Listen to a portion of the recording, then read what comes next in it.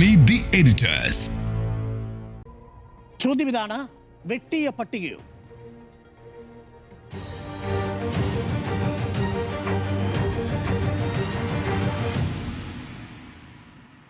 കോൺഗ്രസിന്റെ ആദ്യഘട്ട സ്ഥാനാർത്ഥി പട്ടിക പുറത്തു വന്നതിന് പിന്നാലെ മാധ്യമങ്ങളോട് എങ്ങനെയാണ് വി ഡി സതീശൻ പ്രതികരിച്ചതെന്ന് നമുക്കൊന്ന് നോക്കി തുടങ്ങാം.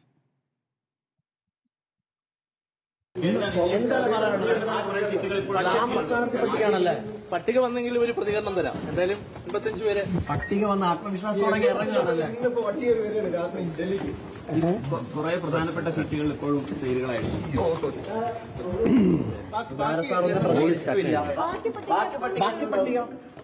ഒന്നും പറയാതെ മുടക്കല്ലേ.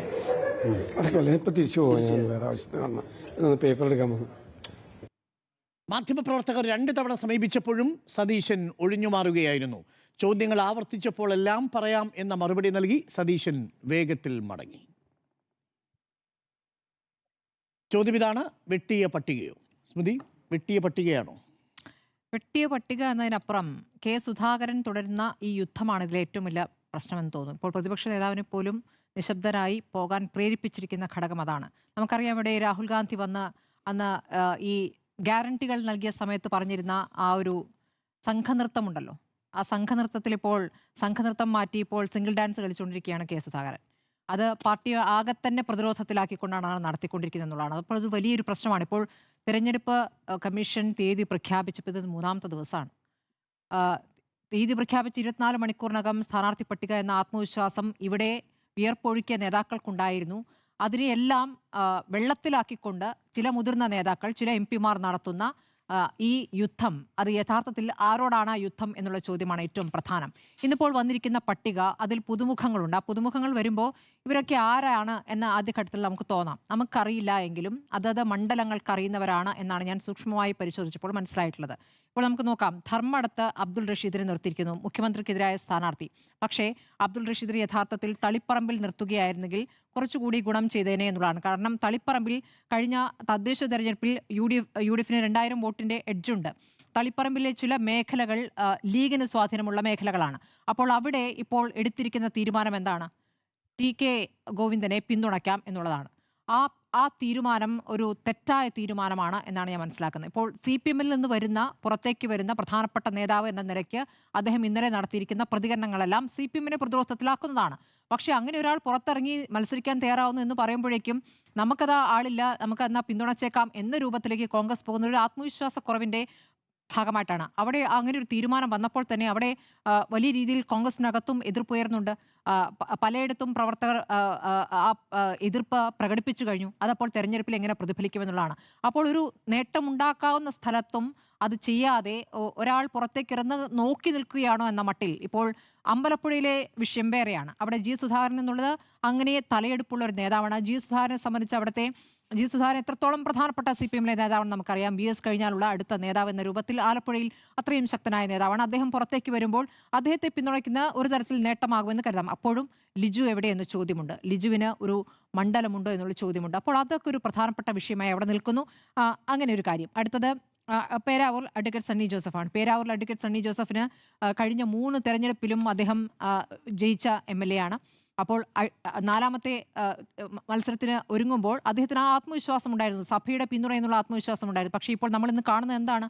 അവിടെ വന്നിരിക്കുന്ന പോസ്റ്ററുകൾ, അവിടെ കെ സുധാകരൻ്റെ അനുയായികൾ എന്ന പേരിൽ കുറച്ചാളുകൾ ഇങ്ങനെ ഇറങ്ങുന്നുണ്ട്. ആ അനുയായികൾ എന്ന് പറഞ്ഞത് എത്ര എണ്ണമുണ്ട് എന്ന് യഥാർത്ഥത്തിൽ പാർട്ടി പരിശോധിക്കേണ്ടതാണ്. സുധാകരൻ യഥാർത്ഥത്തിൽ പാർട്ടിയെ പ്രതിരോധത്തിലാക്കുന്ന ഇങ്ങനെ ഒരാൾക്കെതിരെ ശക്തമായ നിലപാടെടുക്കാൻ പാർട്ടി തീരുമാനിക്കേണ്ടതുണ്ട് എന്നുള്ളതാണ്. സുധാകരൻ ഇപ്പോൾ എന്താണ് ചെയ്തുകൊണ്ടിരിക്കുന്നത് എന്നുള്ളത് പ്രധാനപ്പെട്ട വിഷയമാണ്. അപ്പോൾ അത് ഇപ്പോൾ സണ്ണി ജോസഫിനെ പോലും ഭീഷണിപ്പെടുത്തുന്ന രൂപത്തിലേക്ക് അത് മാറിയിരിക്കുന്നു എന്നുള്ളതാണ്. മാനന്തവാടിയിൽ ഉഷ വിജയൻ എന്നൊരു നേതാവിനെയാണ് തീരുമാനിച്ചിരിക്കുന്നത്. ഉഷ അവിടുത്തെ ബ്ലോക്ക് പഞ്ചായത്ത് അംഗമായിരുന്നു. ജയലക്ഷ്മിയെ അവിടെ 2 തവണ പരാജയപ്പെട്ടതാണ്. അപ്പോൾ അവിടെ ഉഷ വിജയൻ വരുന്നു. ഇനി അടുത്തത് ഏതാണ്? മാനന്തവാടി ഉഷ വിജയൻ. സുൽത്താൻ ബത്തേരി നോക്കൂ, IC ബാലകൃഷ്ണനെതിരെ എത്ര ആരോപണങ്ങൾ വന്നിരിക്കുന്നു. അവിടുത്തെ വിജയന്റെ ആത്മഹത്യയുമായി ബന്ധപ്പെട്ട്, വിജയന്റെ മകന്റെ ആത്മഹത്യയുമായി ബന്ധപ്പെട്ട് വന്ന കേസുണ്ട്. അത് കേസിന് ശേഷം പുറത്തിറങ്ങി ജാമ്യത്തിൽ ഇറങ്ങുകയാണ് ചെയ്തിരിക്കുന്നത്. അപ്പോൾ അങ്ങനെ ഒരാളെ വീണ്ടും സ്ഥാനാർത്ഥിയാക്കുന്നത് എന്തുകൊണ്ടാണ്? അവിടെ മറ്റൊരു നേതാവില്ലേ എന്നൊരു ചോദ്യം IC ബാലകൃഷ്ണനുമായി ബന്ധപ്പെട്ട് ഉയരുന്നുണ്ട്. അപ്പോൾ ചില കാര്യങ്ങൾ ഇത്തരം സമ്മർദ്ദങ്ങൾ വരുന്നുണ്ട് എന്നുള്ളതാണ്. കൽപ്പറ്റയിൽ അഡ്വക്കേറ്റ് ടി സിദ്ദിഖ്, ശരി, അതിൽ നമുക്കറിയാവുന്ന കാര്യമാണ്. നാദാപുരത്ത് KM അഭിജിത്ത് എന്നുള്ളത് യുവ നേതാവ് എന്നുള്ള കാര്യത്തിൽ അഭിജിത്ത് ഒരു നല്ല ചോയ്സാണ് എന്ന കാര്യത്തിൽ തർക്കമില്ല. കൊയിലാണ്ടിയിലും അഡ്വക്കേറ്റ് K പ്രവീൺകുമാർ നേരത്തെ തന്നെ അവിടെ ഒരു ആളുകളെ സ്വാധീനിക്കാനുള്ള കഴിവ് അദ്ദേഹത്തിനുണ്ട്. അവിടെ കേന്ദ്രീകരിച്ച് പ്രവർത്തിക്കുന്ന അദ്ദേഹത്തിന്റെ നാടാണ്. ബാലുശ്ശേരിയിൽ VT സൂരജ് എന്ന നേതാവിനെ കണ്ടെത്തിയിരിക്കുന്നത്. ബാലുശ്ശേരിയിൽ VT സൂരജ് തദ്ദേശത്തിൽ അവിടെ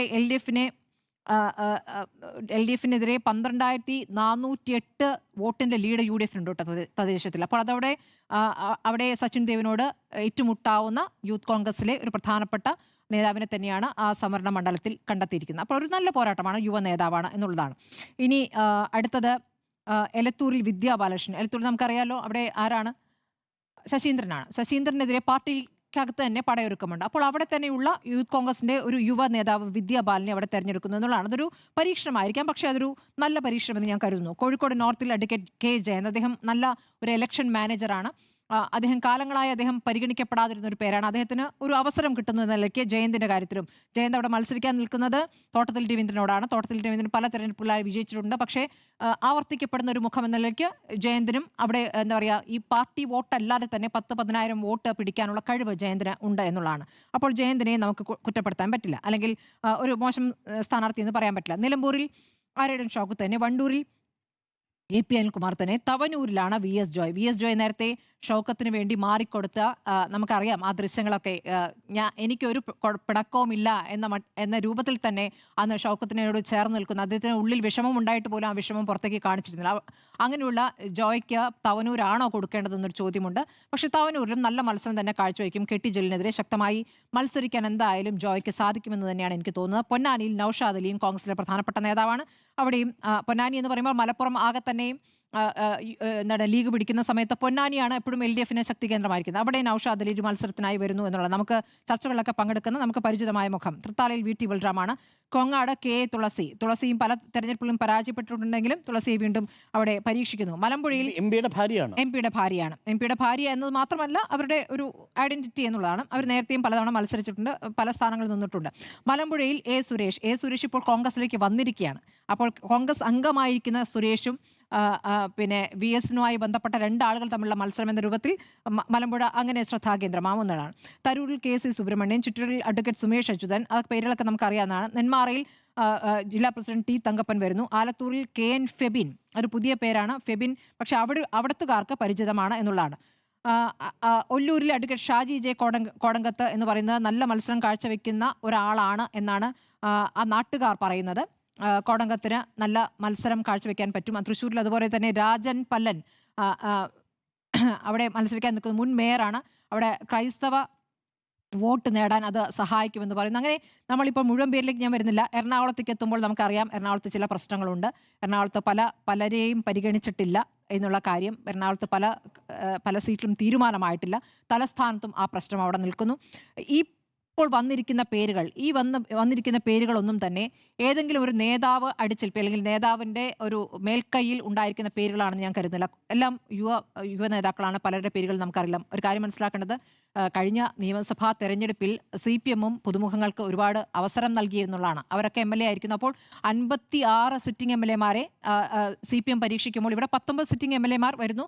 ബാക്കിയുള്ള അന്നില്ലല്ലോ, അത്രയില്ല UDFന്. അപ്പോൾ പക്ഷേ കോൺഗ്രസ് പുതുമുഖങ്ങൾക്ക് അവസരം നൽകുന്നു എന്നുള്ളതാണ് ഈ ലിസ്റ്റിൽ. പക്ഷേ ഇതല്ല ഇതിലെ പ്രശ്നം.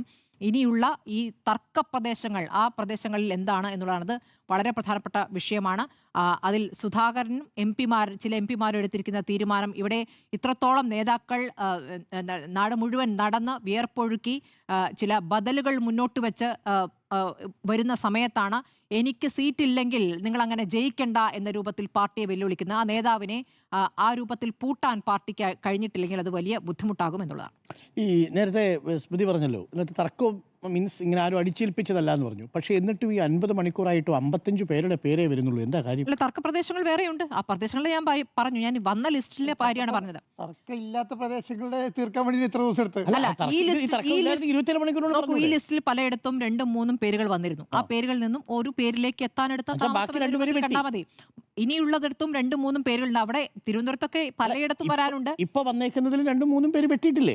ഒരു പേര് 3 പേരുണ്ടെങ്കിൽ 2 പേര് വെട്ടിയിട്ടല്ലേ ഒരു പേരിലേക്ക് വരാൻ പറ്റും. അതാണ് ചോദ്യം. പട്ടിക വെട്ടിയോ എന്നുള്ളതാണ്. അല്ല ആ അർത്ഥത്തിലല്ല, അങ്ങ് ഉദ്ദേശിച്ച അർത്ഥത്തിലല്ല ഈ പേരുകൾ വെട്ടുന്നത്. അതായത് കൂടുതൽ ജയസാധ്യതയുള്ള എന്ന രൂപത്തിലാണ് ഇത്. അതായത് വി ഡി സതീശനും ഇത്രയല്ലേ ഉള്ളൂ സ്മൃതി. വി ഡി സതീശനും രമേശ് ചെന്നിത്തലയും കെ സി വേണുഗോപാലും എനിക്ക് അങ്ങനെ തോന്നുന്നില്ല എന്ന് ഞാൻ പറഞ്ഞത്. എനിക്ക് അങ്ങനെ ഈ ലിസ്റ്റിൽ തോന്നില്ല. ഇതിനകത്ത് രമേശ് ചെന്നിത്തലയോ വി ഡി സതീശനോ കൊടുത്ത എത്ര പേരുടെ പേര് നോക്കൂ, അതിലേക്ക് ഇനി വരാനിരിക്കുന്നുള്ളൂ. ആറന്മുള, ചെങ്ങന്നൂർ പോലുള്ള പ്രധാനപ്പെട്ട മണ്ഡലങ്ങളിൽ ഇതുവരെ സ്ഥാനാർത്ഥി നിശ്ചയിച്ചില്ല. എന്താണ് അവർക്ക് പറ്റാത്ത? ആറന്മുളയൊക്കെ നേരത്തെ തന്നെ അബിൻ വർക്കിയുടെ പേര് വന്നു കഴിഞ്ഞതാണ്, ഇതുവരെ ചെയ്തിട്ടില്ല എന്നുള്ളത്.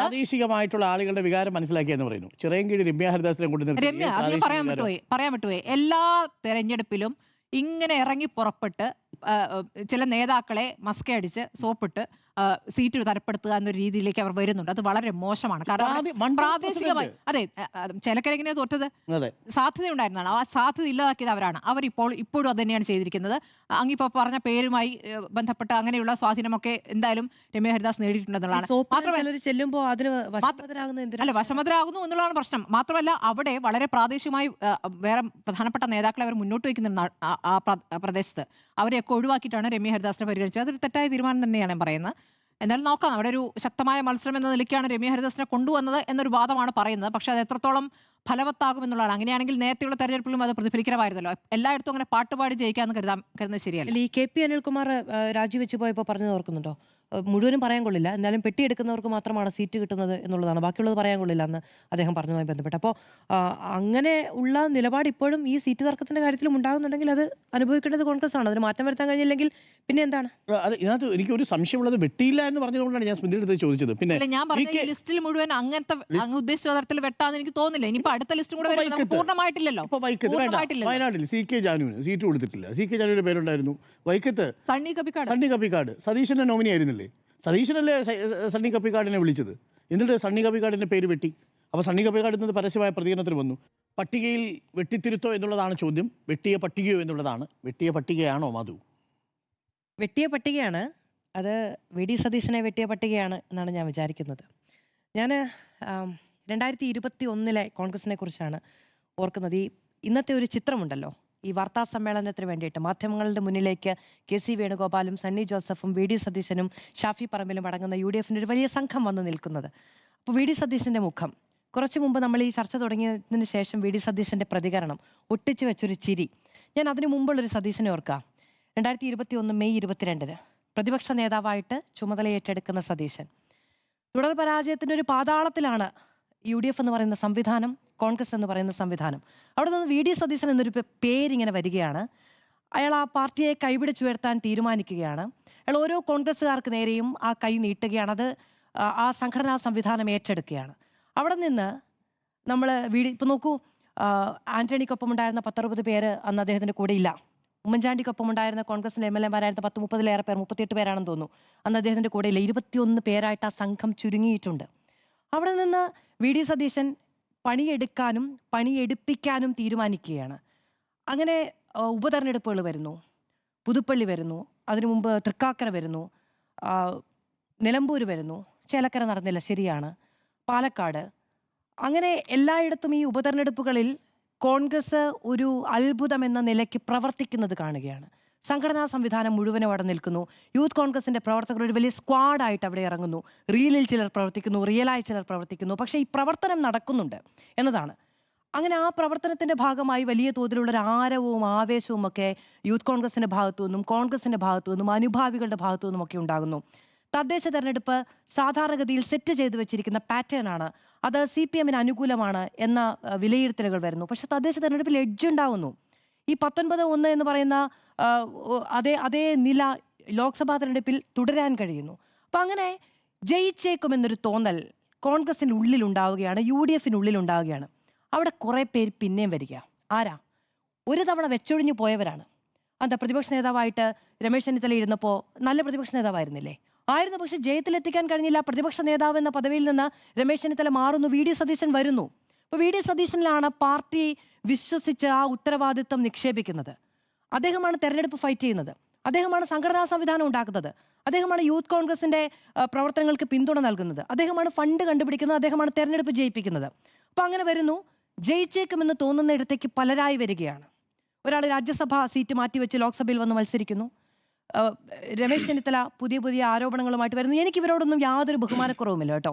പക്ഷെ ഞാൻ പറയുന്ന ഒരു നാച്ചുറൽ ചോയ്സ് എന്ന നിലയ്ക്ക് പ്രതിപക്ഷ നേതാവിന് ഈ കാര്യത്തിൽ ഒരു അധികാരം ഉണ്ടാകണമെന്നുള്ളതാണ്. KPCC അധ്യക്ഷൻ മാറുന്നു. KPCC അധ്യക്ഷൻ മാറി സണ്ണി ജോസഫ് വരുന്നു. സണ്ണി ജോസഫ് ഒരു സമവായ സ്ഥാനാർത്ഥിയാണ്, സമാധാനമുള്ള ഒരാളാണ്. പോരെന്നേ, കോൺഗ്രസ് ഇങ്ങനെ കിടക്കുന്ന ഒരു സംഘടനയാണല്ലോ. ജനാധിപത്യം അവകാശമായിട്ടും ജനാധിപത്യം ആഡംബരമായിട്ടുമാണല്ലോ കോൺഗ്രസ് കാണുന്നത്. അപ്പോൾ അതിനെ നിലയ്ക്ക് കൊണ്ടുപോകാൻ കഴിയുന്ന, സെമി കേഡറോ എന്തെങ്കിലും ആകട്ടെ, കൊണ്ടുപോകാൻ കഴിയുന്ന, പറഞ്ഞാൽ അനുസരിപ്പിക്കാൻ കഴിയുന്ന, ഇതാണ് നമ്മുടെ വഴി എന്ന് അണികളെ ബോധ്യപ്പെടുത്താൻ കഴിയുന്ന ഒരാൾ വേണം. അങ്ങനെ ഉണ്ടാകുന്നില്ല. അപ്പോൾ ആരെന്ത് സമ്മർദ്ദം ചെലുത്തിയിട്ടുണ്ടെങ്കിലും അതിന് വഴിപ്പെടുന്ന ഒരു സംവിധാനം എന്ന നിലയ്ക്ക് അത് പ്രവർത്തിച്ചാൽ പോരാ. അപ്പോൾ ഇവരെല്ലാവരും കൂടി വരുന്നു. ഈ അവസാനം തിരഞ്ഞെടുപ്പ് പ്രഖ്യാപിക്കുന്നതിന് തൊട്ടു മുൻപ് ചർച്ചകളൊക്കെ ഉണ്ടാകുന്നുണ്ട്. ഇത് അവസാനമാണോ ചിന്തിക്കേണ്ടത്, പ്രവർത്തിക്കേണ്ടത്, പട്ടിക ഉണ്ടാക്കേണ്ടത് എന്നുള്ള ചോദ്യങ്ങളൊന്നുമല്ല. ഇത് അവസാനമല്ല തുടങ്ങിയത്. ഈ സീറ്റുമായി ബന്ധപ്പെട്ട ചർച്ചകൾ, എങ്ങനെ മത്സരിക്കണം, തെരഞ്ഞെടുപ്പിനെ എങ്ങനെ നേരിടണം എന്നുള്ള ചർച്ചകളൊക്കെ നടക്കുന്നുണ്ട്. പക്ഷെ അവസാന നിമിഷം അതൊക്കെ വെട്ടപ്പെടുകയാണ്. ഇന്നത്തെയും ഞാൻ ഓർക്കുകയാണ്, പുതുയുഗയാത്ര വരുന്ന സമയത്ത് ഷാഫി പറമ്പിലുമായി ബന്ധപ്പെട്ടൊരു വിവാദം ഒരു വേദിയിൽ വെച്ചുണ്ടാകുന്നുണ്ടല്ലോ. മുല്ലപ്പള്ളി രാമചന്ദ്രൻ വീണുപോയൊരു വിവാദം. ഈ സതീശനെ, ഇന്ന് കണ്ട സതീശനെ ഇതേ മുഖത്തോടെ നമുക്ക് ആ വേദിയിലും കാണാൻ കഴിയുന്നുണ്ട്. ഒന്നും ചെയ്യാനില്ല, നിസ്സഹായനാണ്, ഒന്നും ചെയ്യാൻ കഴിയില്ല. എന്താ ചെയ്യാൻ കഴിയുക? ഒന്നും ചെയ്യാൻ കഴിയില്ല. അപ്പോൾ നോക്കൂ, ഇപ്പം നവകേരള യാത്ര നടക്കുന്ന സമയത്ത് പിണറായി വിജയനും ക്യാബിനറ്റിലുള്ള മുഴുവൻ മിനിസ്റ്റേഴ്സും കൂടെ ഒരു വാഹനത്തിൽ യാത്ര ചെയ്യുന്നുണ്ട്. അവിടെ പിണറായി വിജയൻ വന്ന് നിൽക്കുന്ന ഒരു വേദിയിൽ ആ ലീഡർഷിപ്പിനെ LDF ബഹുമാനിക്കുന്നതൊരു കാഴ്ചയാണ്. VD സതീശൻ വന്ന് നിൽക്കുന്ന വേദിയിൽ ആ ലീഡർഷിപ്പിനെ എങ്ങനെയാണ് കോൺഗ്രസിന്റെ എണ്ണം പറഞ്ഞ നേതാക്കൾ കൈകാര്യം ചെയ്ത്? കയ്യാങ്കളിയാ. VD സതീശൻ വന്ന് നിൽക്കുന്ന വേദിയിൽ കയ്യാങ്കളിയാ.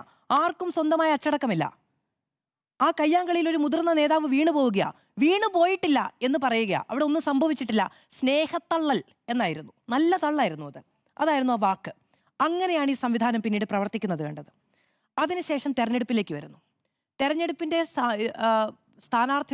തെരഞ്ഞെടുപ്പ് തീയതി പ്രഖ്യാപിക്കുന്നു. ഇപ്പുറത്ത് കൊട്ടും കുരവയും ഘോഷവുമായിട്ട് LDF അത് ആഘോഷിക്കുന്നു. ഒന്നും ചെയ്യാൻ കഴിയുന്നില്ല. 24 മണിക്കൂറിനകം പട്ടിക വരും എന്ന് പറയുന്നു, ആദ്യഘട്ട പട്ടിക വരും എന്ന് പറയുന്നു. പിറ്റേ ദിവസം മാധ്യമങ്ങളോട് കയർക്കുന്നു. അതിൻ്റെ പിറ്റേ ദിവസം പൂർണ്ണ പട്ടിക വരും എന്ന് പറയുന്നു. ഒന്നും പറയാനില്ല, ഒന്നും ചെയ്യാനില്ല. ഇത് നോക്കൂ, ശരി, പട്ടികയുമായി ബന്ധപ്പെട്ട പ്രശ്നങ്ങളൊക്കെ ഉണ്ട്. പക്ഷേ ഈ തെരഞ്ഞെടുപ്പ് പ്രഖ്യാപിക്കപ്പെട്ടതിന് ശേഷം നേതാക്കൾ കളം നിറയുക എന്ന് പറയുന്നൊന്നില്ലേ? അണികളെ അഭിസംബോധന ചെയ്യുക എന്ന് പറയുന്നൊന്നില്ലേ? രാഷ്ട്രീയ വേദികളിലേക്ക് എത്തുക, സ്ഥാനാർത്ഥികളെ പരിചയപ്പെടുത്തുക, നമുക്ക് ജയിക്കണമെന്ന് പറയുക, നമ്മളെ ജയിക്കൂ എന്ന് പറയുക, അങ്ങനെ കുറെ കാര്യങ്ങളില്ലേ? ഒന്നും നടക്കുന്നില്ല. പകരം ദില്ലിയിൽ നിൽക്കുക, സുധാകരനെ മെരുക്കാൻ നോക്കുക, പേരാവൂര് ജയിക്കുമോ എന്ന് ആധി പിടിച്ചിരിക്കുക, ഇങ്ങനെയുള്ള കാര്യങ്ങൾ മാത്രമാണ് നടക്കുന്നത്. എത്ര ദിവസമുണ്ട്? 5 ദിവസമേ ഉള്ളൂ നാമനിർദ്ദേശ പത്രിക സമർപ്പിക്കാൻ. അത് കഴിഞ്ഞാൽ ഇത്ര എണ്ണം പറഞ്ഞ ദിവസമേ ഉള്ളൂ തെരഞ്ഞെടുപ്പിന് പോകാൻ.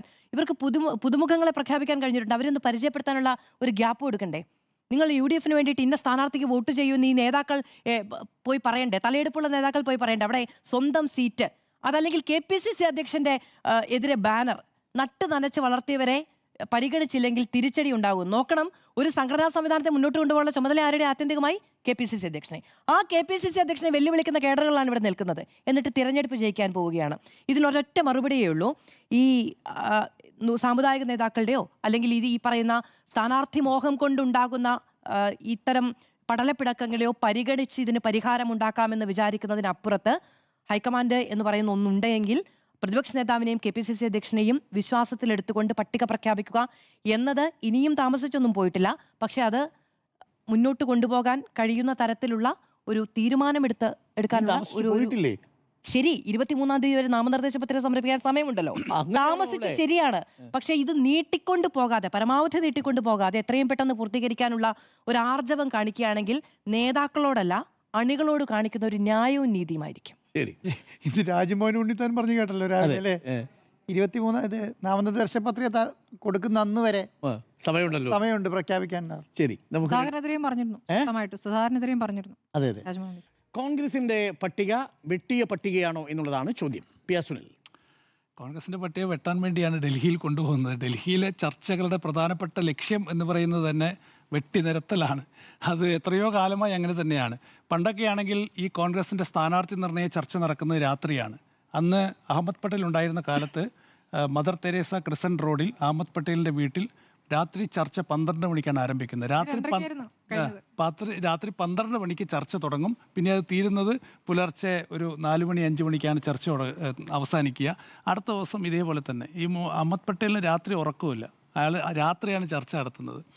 അങ്ങനെ ഇപ്പോൾ രമേശ് ചെന്നിത്തലയും ഉമ്മൻചാണ്ടിയും ഒക്കെ ഉണ്ടായിരുന്ന കാലത്ത് ഒരു വിഭാഗം അഹമ്മദ് പട്ടേലിൻ്റെ വീട്ടിൽ, അടുത്തൊരു വിഭാഗം ഗുലാം നബി ആസാദിൻ്റെ വീട്ടിൽ, ഇങ്ങനെ വീട് കയറിയുള്ള ചർച്ചകൾ രാത്രി നീളത്തുടരും. ഏതായാലും ഇന്നലെ ഒരു 1-2 ദിവസം മാത്രമേ രാത്രി ഇത്തവണ ചർച്ച നടന്നിട്ടുള്ളൂ. ബാക്കിയെല്ലാം പകലാണ് ചർച്ച നടന്നത്. ആശ്വാസം. ഏതായാലും ഒരു കാലത്തും കോൺഗ്രസ്സിന് ഒറ്റപ്പേരുള്ള പട്ടിക ഡൽഹിയിലേക്ക് കൊടുക്കാനേ കഴിഞ്ഞിട്ടില്ല. നമുക്കറിയാം എത്രയോ കാലം, അത് അസംബ്ലി തെരഞ്ഞെടുപ്പായിക്കോട്ടെ ലോക്സഭാ തെരഞ്ഞെടുപ്പായിക്കോട്ടെ, എല്ലാ കാലത്തും 3, 4, 5 പേരുകളുമായിട്ടാണ് ഡൽഹിയിൽ വരിക. ഏതൊക്കെ നേതാക്കളോട് പോയിട്ട് എൻ്റെ പേര് ഉൾപ്പെടുത്തണമെന്ന് പറഞ്ഞാൽ എല്ലാം പരിഗണിക്കാൻ പറയും, എല്ലാ പേരും എഴുതി വയ്ക്കും. പിന്നീട് ആ പേരിൽ വെട്ടി നിരത്തുന്നത് ഡൽഹിയിൽ വെച്ചാണ്. ഏതായാലും മാധു നേരത്തെ ചൂണ്ടിക്കാണിച്ചതുപോലെ തന്നെ ഈ തെരഞ്ഞെടുപ്പ് പ്രഖ്യാപിക്കും എന്ന് കോൺഗ്രസ്സിന് നേരത്തെ അറിയാം. 14-നോ 15-നോ 16-നോ 20-ാം തീയതിക്ക് മുൻപ് നിയമസഭാ തെരഞ്ഞെടുപ്പ് പ്രഖ്യാപിക്കുമെന്ന് കോൺഗ്രസിനും UDF-നും ഒക്കെ വളരെ വ്യക്തമായി അറിയാം. അന്നൊക്കെ ഈ സ്ഥാനാർത്ഥി പട്ടികയുമായി ബന്ധപ്പെട്ട കാര്യം ചോദിച്ചപ്പോൾ പ്രതിപക്ഷ നേതാവ് VD സതീശനും പ്രധാനപ്പെട്ട നേതാക്കളുമൊക്കെ പ്രതികരിച്ചത് എന്താണ്? 2 മണിക്കൂർ സമയം മതിയാണ്, 2 മണിക്കൂർ സമയത്തിനുള്ളിൽ ഞങ്ങളിതാ പട്ടിക പ്രഖ്യാപിക്കാൻ പോകുന്നു എന്ന് പറഞ്ഞ കോൺഗ്രസ്സിന് ഏതാണ്ട് 3 ദിവസം കഴിഞ്ഞിട്ടും, തെരഞ്ഞെടുപ്പ് പ്രഖ്യാപിച്ച് 3-ാം ദിവസം പൂർത്തിയാകുമ്പോഴും കോൺഗ്രസ് പട്ടികയുടെ കാര്യത്തിൽ ഇപ്പോഴും ഒരു പൂർണ്ണ പട്ടിക പുറത്തുവിടാൻ കോൺഗ്രസിന് സാധിച്ചിട്ടില്ല. 55 മണ്ഡലങ്ങളിലെ സ്ഥാനാർത്ഥികൾ മാത്രമാണ് പ്രഖ്യാപിച്ചിരിക്കുന്നത്. ഇനിയും 35-അധികം സ്ഥാനാർത്ഥികളെ പ്രഖ്യാപിക്കാനുണ്ട്. അതിൽ ഏതാണ്ട് എല്ലാ മണ്ഡലങ്ങളിലും തർക്കമാണ്. തർക്കം എന്ന് പറഞ്ഞാൽ ചെറിയ തർക്കമല്ല. ആ മണ്ഡലങ്ങളിലെ സ്ഥാനാർത്ഥികളെ പ്രഖ്യാപിച്ചാൽ പലയിടത്തും പൊട്ടിത്തെറി ഉണ്ടാകും. ഇപ്പോൾ കെ സുധാകരനെ അനുനയിപ്പിക്കാൻ ഇതുവരെ സാധിച്ചിട്ടില്ല. കെ സുധാകരനെ ഇന്ന് അനുനയിപ്പിക്കാൻ രമേശ് ചെന്നിത്തല കെ സുധാകരൻ്റെ ഡൽഹിയിലെ വസതിയിൽ പോയി അവിടെ കുറേ നേരം ഇരുന്ന് സംസാരിച്ചു. MP-മാർ മത്സരിക്കേണ്ട എന്നാണ് ഹൈക്കമാൻഡിൻ്റെ തീരുമാനമെന്ന് പറഞ്ഞു. സീറ്റ് കിട്ടാൻ സാധ്യതയില്ല എന്ന് പറഞ്ഞു. തിരിച്ച് കെ സുധാകരൻ്റെ മറുപടി എന്ന് പറയുന്നത് ബുദ്ധിമുട്ടാകുമെന്നാണ്. കോൺഗ്രസിന് ബുദ്ധിമുട്ടാകും, അതാണ് സുധാകരൻ്റെ നിലപാട്. അപ്പോൾ ആ നിലയിലാണ് സുധാകരൻ ഈ സ്ഥാനാർത്ഥി നിർണയത്തെ നേരിടാൻ പോകുന്നത്. കെ സുധാകരൻ ഈ ഒരു നിലപാട് സ്വീകരിച്ചതിന് തൊട്ട് പിന്നാലെ പേരാവൂരിൽ കെ സുധാകരൻ അഭിവാദ്യം അറിയിച്ച് പോസ്റ്ററുകൾ ഇറങ്ങി. സണ്ണി ജോസഫിനെ തോൽപ്പിക്കുമെന്നാണ് അവിടെ ഉയർന്നിരിക്കുന്ന ഭീഷണി. ചെറിയ കാര്യമൊന്നുമല്ല. കെ സുധാകരൻ എന്ന് പറഞ്ഞാൽ കണ്ണൂരിലെ കോൺഗ്രസ്സാണ്.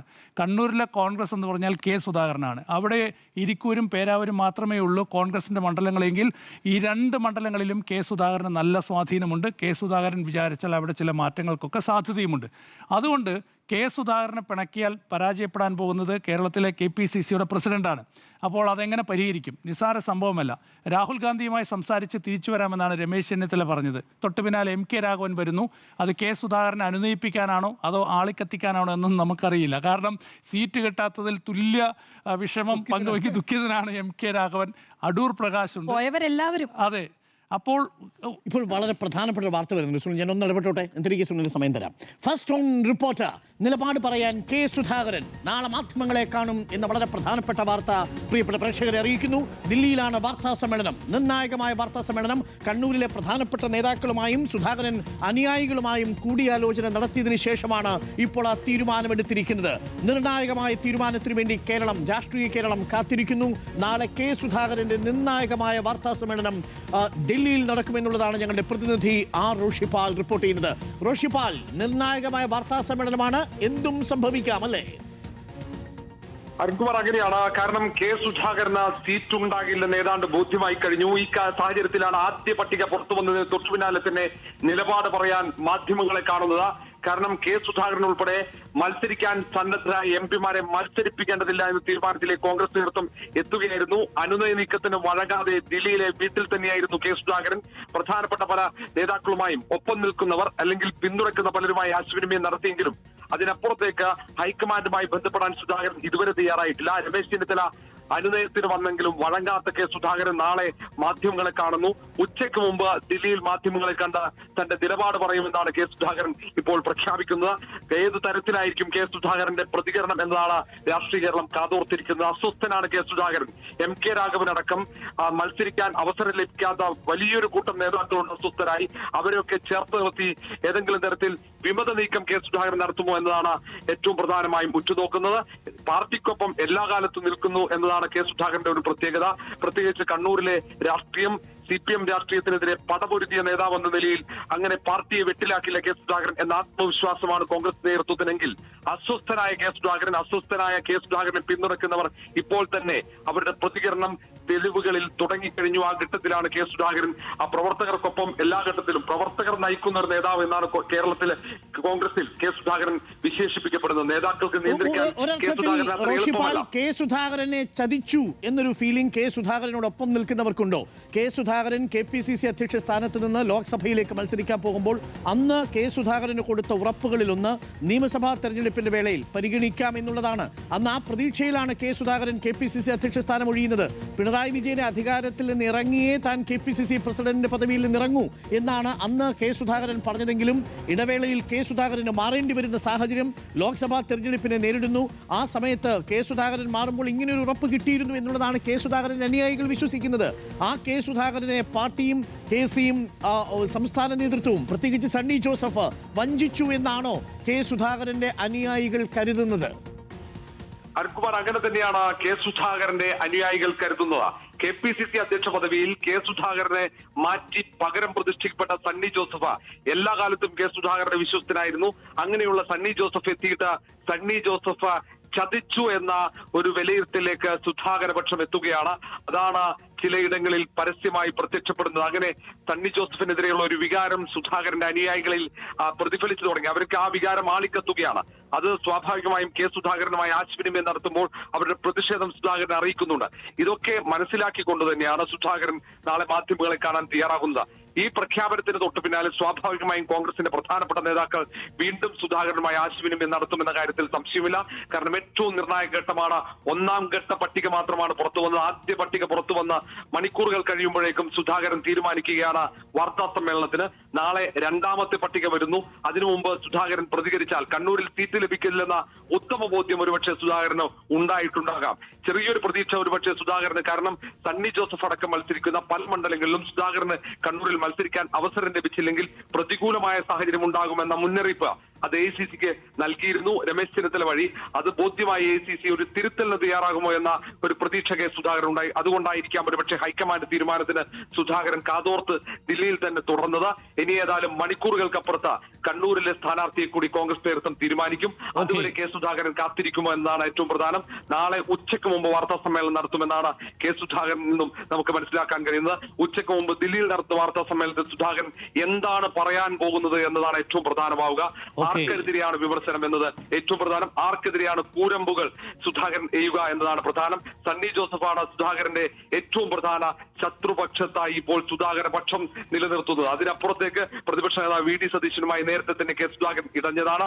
അധ്യക്ഷ പദവിയിൽ ഇരിക്കുമ്പോൾ പലപ്പോഴും അത് പരസ്യമായി തന്നെ ആ തർക്കം പ്രതിഫലിക്കുകയും ചെയ്തിട്ടുണ്ട്. അതുകൊണ്ട് സുധാകരന്റെ ഇനിയുള്ള നീക്കങ്ങൾ അത് കോൺഗ്രസ് നേതൃത്വത്തിന്റെ ചങ്കെടുപ്പ് വർദ്ധിപ്പിക്കുമെന്ന കാര്യത്തിൽ സംശയമില്ല. Thank you. റോഷിപാലാണ് വിവരം നൽകിയത്. നേരത്തെ പിയാസുൽ പറഞ്ഞു വന്നതിൻ്റെ തുടർച്ചയെന്ന വണ്ണമാണ്. നാളെ നിർണായകമായ വാർത്താ സമ്മേളനം നടക്കാൻ പോകുന്നു. എന്താണ് കെ സുധാകരൻ പറയാൻ പോകുന്നത് എന്നതിലായിരിക്കും ഇനിയിപ്പോൾ ഈ രാത്രിയിലെ മുഴുവൻ കോൺഗ്രസിൻ്റെ ആകാംക്ഷ. കെ സുധാകരന് സീറ്റ് കൊടുത്താൽ അടൂർ പ്രകാശിന് സീറ്റ് കൊടുക്കേണ്ടി വരും. അടൂർ പ്രകാശിന് സീറ്റ് കൊടുത്താൽ കോന്നിയിൽ മത്സരിപ്പിക്കേണ്ടി വരും. കോന്നിയിൽ മത്സരിച്ച് ജയിച്ചാൽ അടൂർ പ്രകാശിനെയും കെ സുധാകരനെയും മന്ത്രിയാക്കേണ്ടി വരും കണ്ണൂരിൽ ജയിച്ചാൽ. ഇതൊക്കെ മുൻകൂട്ടി കണ്ടുകൊണ്ടാണ് KCയുടെ നീക്കമെന്നാണോ മനസ്സിലാക്കേണ്ടത്? നോക്കൂ, ഇവിടെ കെ സുധാകരനോട് കോൺഗ്രസ് നേതൃത്വം ഇപ്പോൾ കാട്ടിരുന്ന അല്ലെങ്കിൽ കാണിച്ചിട്ടുള്ള കാര്യം എന്ന് പറയുന്നത് വലിയ വഞ്ചനയാണെന്ന് മനസ്സിലാക്കുന്ന ഒരാളാണ് ഞാൻ. കാരണം നേരത്തെ KPCC അധ്യക്ഷ സ്ഥാനത്ത് നിന്ന് കെ സുധാകരനെ മാറ്റാനുള്ളൊരു നീക്കം, ആ നീക്കം ഉണ്ടായപ്പോൾ അന്ന് കെ സുധാകരനോട് പറഞ്ഞു എന്ന് കെ സുധാകരൻ ഇപ്പോൾ മാധ്യമങ്ങളോടും അല്ലെങ്കിൽ കെ സുധാകരനുമായി അടുപ്പമുള്ള അദ്ദേഹത്തിൻ്റെ വക്താക്കളൊക്കെ മാധ്യമങ്ങളോട് പങ്കുവയ്ക്കുന്നത് രാഹുൽ ഗാന്ധി നേരിട്ട് നൽകിയ ഉറപ്പാണെന്നാണ്. നിയമസഭാ തെരഞ്ഞെടുപ്പിൽ മത്സരിക്കാൻ അവസരം ലഭിക്കും, നിയമസഭാ തെരഞ്ഞെടുപ്പിൽ മത്സരിക്കണം എന്നൊക്കെ രാഹുൽ ഗാന്ധി നേരിട്ട് നൽകിയ ഉറപ്പാണെന്നാണ് പറയുന്നത്. അത് സുധാകരൻ തന്നെ പറയുന്നതാണ്, അങ്ങനെ വെറുതെ പറയേണ്ട കാര്യമില്ലല്ലോ. അതിനുവേണ്ടിയാണ് സുധാകരൻ നിൽക്കുന്നത്. അപ്പോൾ അന്ന് നൽകിയ ഉറപ്പ് എവിടെ? അതാണ് സുധാകരൻ ചോദിക്കുന്നത്. അന്ന് നിങ്ങൾ പറഞ്ഞു ഞാൻ നിയമസഭാ തെരഞ്ഞെടുപ്പിൽ മത്സരിക്കണമെന്ന്, അപ്പോൾ ഇപ്പോഴെന്തുകൊണ്ട് ഞാൻ മത്സരിക്കേണ്ട? ഇപ്പോഴെവിടുന്നാണ് MP-മാർ മത്സരിച്ചാൽ വിഷയമുണ്ടാകും, മറ്റുള്ളവരുടെ പ്രാതിനിധ്യം എന്നൊക്കെ പറഞ്ഞുള്ള പ്രശ്നം ഉണ്ടാകുന്നത്? അതാണ് സുധാകരൻ്റെ ചോദ്യം. സുധാകരൻ ഇത്രയും കടുംപിടുത്തം പിടിക്കാനുള്ള ഏറ്റവും പ്രധാനപ്പെട്ട കാരണം അതുതന്നെയാണ്. കാരണം ഒരുപക്ഷെ സുധാകരനെ അന്ന് KPCC അധ്യക്ഷ സ്ഥാനത്ത് നിന്ന് മാറ്റിയില്ലായിരുന്നുവെങ്കിൽ ഒരുപക്ഷെ ഇങ്ങനെ ഒരു നീക്കം സുധാകരൻ്റെ ഭാഗത്തു നിന്നുണ്ടാകില്ലായിരുന്നു. പക്ഷേ സുധാകരനെ അന്ന് KPCC അധ്യക്ഷ സ്ഥാനത്ത് നിന്ന് മാറ്റണം എന്നുള്ളത് പ്രതിപക്ഷ നേതാവ് VD സതീശൻ്റെ ആവശ്യമായിരുന്നു. നമുക്കൊക്കെ അറിയാലോ, എല്ലാ ദിവസവും അടിയായിരുന്നു. ഒരു പത്രസമ്മേളനം പോലും മര്യാദയ്ക്ക് KPCC അധ്യക്ഷനും പ്രതിപക്ഷ നേതാവിനും ഒരുമിച്ചിരുന്ന് നടത്താൻ കഴിയാത്ത സാഹചര്യമായിരുന്നു. അപ്പോൾ സുധാകരൻ എത്രയും പെട്ടെന്ന് മാറ്റണം, സുധാകരൻ വലിയ പ്രശ്നമാണ്, സുധാകരന് ബോധമില്ല, സുധാകരൻ പറയുന്നതൊക്കെ അബദ്ധമാണ് എന്നൊക്കെ പറഞ്ഞുള്ള വലിയ പ്രചരണമാണ് അദ്ദേഹത്തിനെതിരെ. അദ്ദേഹത്തിന് ആരാണോ PCC അധ്യക്ഷനാക്കാൻ വേണ്ടി ഈ സോഷ്യൽ മീഡിയയിലൊക്കെ പ്രചരണം നടത്തിയത് അവർ തന്നെ പിന്നീട് സുധാകരനെതിരെ വന്നു. അങ്ങനെ സുധാകരനെ മാറ്റുമ്പോൾ അന്ന് കൊടുത്ത ഉറപ്പാണ്. അപ്പോൾ സുധാകരൻ ഇപ്പോൾ ആവശ്യപ്പെടുന്നതാണ്, നിങ്ങൾ അന്ന് നൽകിയ ഉറപ്പ് എവിടെ? അപ്പോൾ അത് നൽകാൻ തയ്യാറില്ല. കാരണം സുധാകരൻ മത്സരിച്ച് വിജയിച്ചാൽ മന്ത്രിയാക്കണം. അപ്പോൾ സുധാകരനെ മന്ത്രിയാക്കാൻ താല്പര്യമില്ല. അപ്പോൾ സുധാകരനെ വെട്ടണം. അപ്പോൾ ആ വെട്ടലാണ് ഇപ്പോൾ നടന്നുകൊണ്ടിരിക്കുന്നത്. അതുകൊണ്ട് സുധാകരനെ മെരുക്കുക അത്ര എളുപ്പമൊന്നുമല്ല. നാളെ സുധാകരൻ നടത്താൻ പോകുന്ന വാർത്താ സമ്മേളനം സ്ഫോടനാത്മകമായിരിക്കും, ഒരു സംശയവും വേണ്ട. സുധാകരൻ നാളെ നടത്തുന്ന ഈ വാർത്താ സമ്മേളനം ഒരുപക്ഷെ കണ്ണൂരിൽ മത്സരിക്കാൻ പോകുന്നുവെന്ന പ്രഖ്യാപനം നടത്തി ഡൽഹിയിൽ നിന്ന് കണ്ണൂരിലേക്ക് വരാൻ പോകുന്നതായിരിക്കും. സുധാകരനെ സ്വീകരിക്കാൻ പോകുന്നത് കണ്ണൂരിലെ മുഴുവൻ കോൺഗ്രസ്സുകാരുടെ ഒരു വലിയ സംഘമായിരിക്കാം. അതൊക്കെ ഈ തെരഞ്ഞെടുപ്പിലെ ഏറ്റവും വലിയ ഒരു ഡ്രാമയായിരിക്കും. അതുകൊണ്ട് സുധാകരൻ ഉയർത്താൻ പോകുന്ന കലാപം എന്ന് പറയുന്നത് ഈ തെരഞ്ഞെടുപ്പ് കാലത്ത് കോൺഗ്രസിനെ സംബന്ധിച്ച് നിസ്സാരമല്ല. വെട്ടിയ പട്ടിക എന്നുള്ളതാണ് ചോദ്യം. വെട്ടിയ പട്ടികയാണ് എന്നെനിക്ക് അഭിപ്രായമില്ല, വെട്ടിക്കൂട്ടിയ പട്ടികയാണ് എന്നുള്ളതാണ് എൻ്റെ അഭിപ്രായം. വെട്ടിക്കൂട്ടൽ എന്ന് പറഞ്ഞാൽ ഒന്നിലുള്ള വെട്ടിക്കൂട്ടലല്ല, വെട്ടിക്കൂട്ടൽ നടന്നിട്ടില്ല. ഇന്ന് പുറത്തു വന്ന പട്ടികയിൽ കാര്യമായിട്ട് വെട്ടിക്കൂട്ടൽ നമുക്ക് കാണാൻ പറ്റില്ല. കാര്യം അതിൽ പല പട്ടികകളിലും സ്ഥിരം ഈ ഏകദേശം 21 പേർ 19 പേർ അല്ലേ, തർക്കമില്ലാത്ത സിറ്റിംഗ് MLA മാരടക്കമാണ്. ആകെ 55 വന്നുള്ളൂ. പ്രിയപ്പെട്ട പ്രേക്ഷകരെ, ഇപ്പോൾ എത്ര മണിക്കൂറായെന്നറിയാമോ? ഈ തെരഞ്ഞെടുപ്പ് കമ്മീഷൻ നമ്മുടെ സംസ്ഥാനത്ത് തെരഞ്ഞെടുപ്പ് പ്രഖ്യാപിച്ച് 48 മണിക്കൂർ പിന്നിട്ടിരിക്കുന്നു.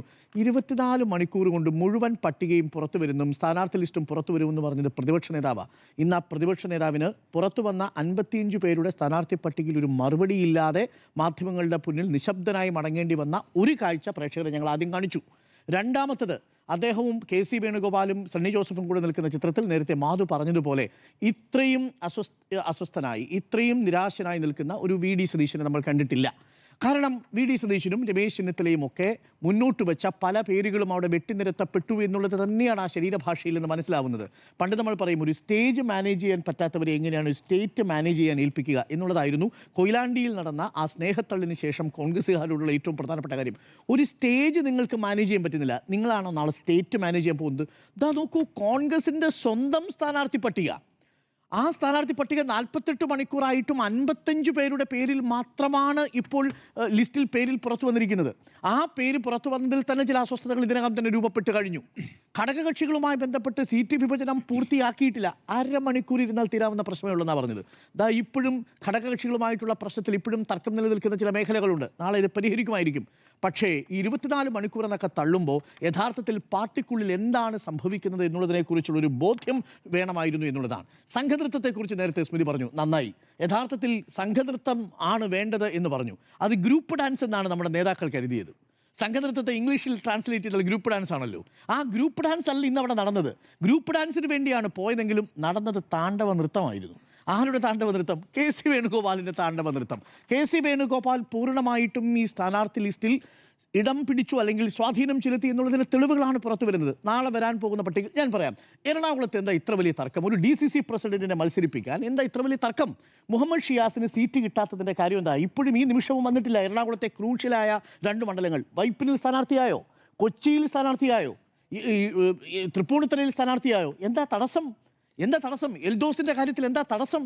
എൽദോസിന്റെ കാര്യത്തിൽ പറഞ്ഞ എന്താ, കേസ് ചിലപ്പോൾ വരാൻ പരിഗണിക്കുന്ന സാഹചര്യത്തിൽ ഒരു പക്ഷേ അത് തിരിച്ചടിയാകും എന്നുള്ളത് കൊണ്ട് പെരുമ്പാവൂരിൽ എൽദോസിന് സീറ്റ് നിഷേധിക്കുന്ന കാര്യത്തിൽ സംശയമുണ്ട്. അപ്പോൾ കോവളത്ത് വിൻസെന്റിന്റെ കാര്യത്തിൽ അത് ബാധകമല്ലേ?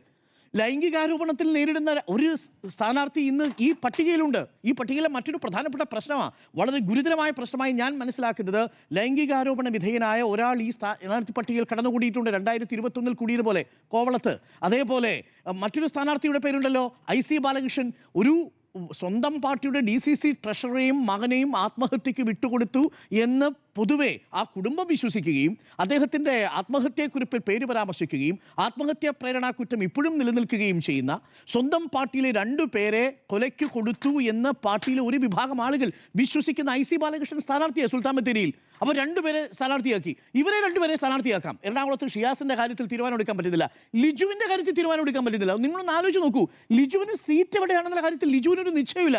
ലിജു ആകെ വിശ്വസിച്ചിരുന്ന അമ്പലപ്പുഴ കിട്ടുമെന്ന വിസ്മയങ്ങൾക്ക് പിന്നാലെ പോയപ്പോൾ ലിജുവിന് ഇപ്പോൾ സീറ്റ് ചെയ്ത് വേണം, തൃപ്പൂണിത്തുറ കൊടുക്കണോ കായംകുളം കൊടുക്കണോ എന്നുള്ള ഇതിലാണ്.